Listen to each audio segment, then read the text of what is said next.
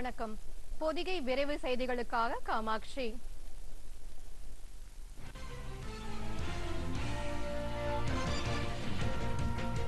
நாடாளுமன்ற தேர்தல் வாக்குப்பதிவுக்கு 40 மணி நேரம் உள்ள நிலையில் எந்த ஒரு அரசியல் கட்சியும் தங்களின் தேர்தல் அறிக்கையை வெளியிடக்கூடாது என்று தேர்தல் ஆணையம் அறிவித்துள்ளது.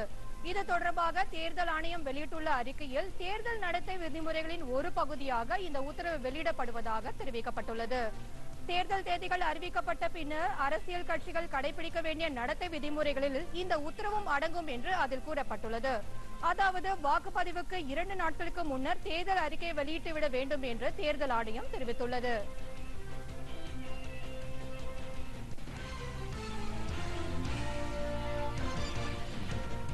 பிஜேபியின் மத்திய தேர்தல் குழு நாளை புதுதில்லியில் மீண்டும் கூடுகிறது. ஏற்கனவே நேற்று நடைபெற்ற இந்த குழு கூட்டத்தில் நாடாளுமன்ற மக்களவைக்கான முதல்கட்ட தேர்தலில் பிஜேபி சார்பில் போட்டியிட உள்ள தகுதி வாய்ந்த வேட்பாளர்கள் குறித்து ஆலோசிக்கப்பட்டது. நேற்றைய கூட்டத்தில் பிஜேபி தேசிய தலைவர் அமித் ஷா, பிரதமர் நரேந்திர மோடி மற்றும் கட்சியின் முக்கிய தலைவர்கள் கலந்து கொண்டனர். பீகார், ஜம்மு காஷ்மீர், மகாராஷ்டிரா, தெலுங்கானா, உத்தரகாண்ட் மற்றும் 7 வடகிழக்கு மாநிலங்களில் போட்டியிடும் பிஜேபி வேட்பாளர்கள் குறித்து ஆலோசிக்கப்பட்டதாக பிஜேபி வட்டார தகவல்கள் தெரிவிக்கின்றன. நாடாளுமன்ற தேர்தலை பொறுத்தவரை அடுத்த மாதம் 11ஆம் தேதி தொடங்கி மே மாதம் 19ஆம் தேதி வரை 7 கட்டங்களாக வாக்குப்பதிவு நடைபெற உள்ளது. வாக்கு எண்ணிக்கை மே மாதம் 23ஆம் தேதி நடைபெறும்.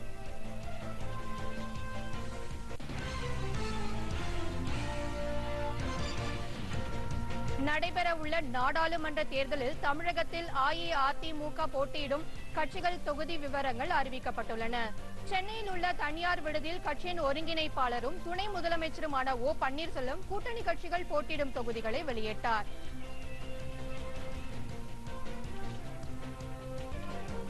அதன்படி அஇஅதிமுக தென் சென்னை, சேலம், நாமக்கல், தேனி, பொள்ளாச்சி உள்ளிட்ட 20 தொகுதிகளில் போட்டியிடுகிறது.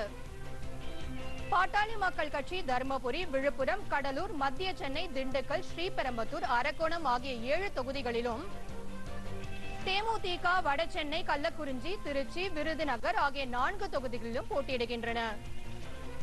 கோவை, சிவகங்கை, ராமநாதபுரம், தூத்துக்குடி, கன்னியாகுமரி ஆகிய 5 தொகுதிகளில் பிஜேபி போட்டியிடுகிறது. என்ஆர் காங்கிரஸ் புதுச்சேரியிலும், புதிய நீதி கட்சி வேலூரிலும், புதிய தமிழகம் தென்கட்சியிலும், தமிழ் மாநில காங்கிரஸ் தஞ்சாவூரிலும் போட்டியிடும் என்று ஓ பன்னீர்செல்வம் தெரிவித்தார்.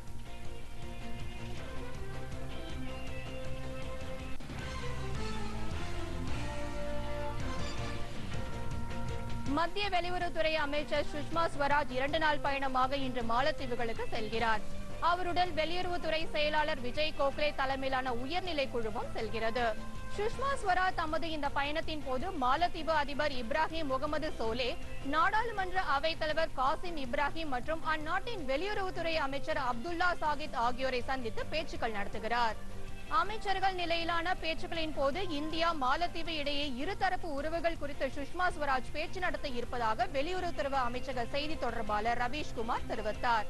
மாலத்தீவில் இந்தியா மேற்கொண்டுள்ள பல்வேறு பணிகள் குறித்தும் இந்த பேச்சுகளில் இடம்பெறும் என்றார்.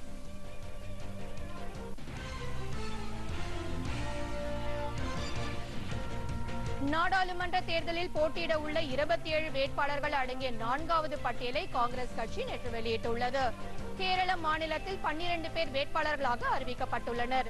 உத்தரப்பிரதேச மாநிலத்தில் போட்டியிடும் 7 வேட்பாளர்களையும், சத்தீஸ்கரில் போட்டியிடும் 5 வேட்பாளர்களையும், அருணாச்சல பிரதேசத்தில் போட்டியிடும் 2 வேட்பாளர்களையும் காங்கிரஸ் கட்சி வெளியிட்டுள்ளது.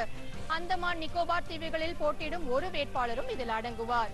இதேபோல் மார்க்சிஸ்ட் கம்யூனிஸ்ட் கட்சி 45 வேட்பாளர்கள் கொண்ட தனது முதல் பட்டியலை நேற்று வெளியிட்டுள்ளது.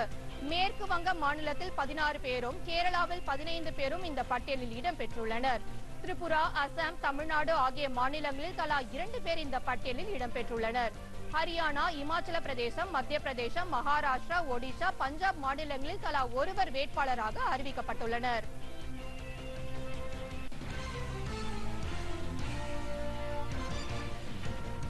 இந்தோனேஷியாவின் பப்புவா மாகாணத்தில் ஏற்பட்ட திடீர் வெள்ளத்தில் சிக்க 42 பேர் உயிரிழந்தனர். 20க்கும் மேற்பட்டோர் காயமடைந்தனர். இந்த தகவலை இந்தோனேஷிய பேரிடர் மீட்பு நிறுவன அதிகாரிகள் தெரிவித்துள்ளனர். இந்த மாகாணத்தின் ஜெயபுரா அருகே செந்தானி என்ற இடத்தில் பெய்த கனமழை காரணமாக ஏற்பட்ட வெள்ளத்தில் ஏராளமான வீடுகள் அடித்து செல்லப்பட்டதாகவும், இதில் வீடுகளில் இருந்து 42 பேர் நீரில் மூழ்கி உயிரிழந்ததாகவும் அவர்கள் தெரிவித்தனர்.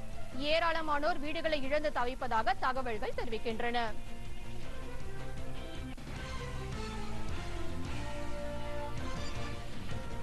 மொசாம்பிக், மலாவி நாடுகளை தாக்கிய இடாய் புயல் ஜிம்பாப்வே நாட்டிலும் பேரழிவை ஏற்படுத்தியுள்ளது.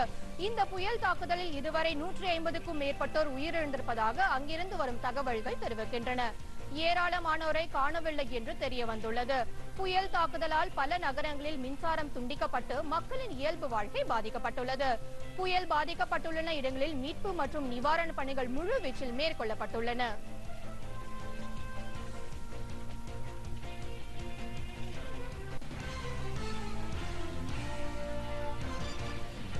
சுவிட்சர்லாந்தின் பாசல் நகரில் நடைபெறும் சுவிஸ் ஓபன் பேட்மிண்டன் போட்டியில் ஆடவர் ஒற்றையர் பிரிவில் இந்தியாவின் சாய் பிரணீத் இறுதிப் போட்டிக்கு முன்னேறியுள்ளார்.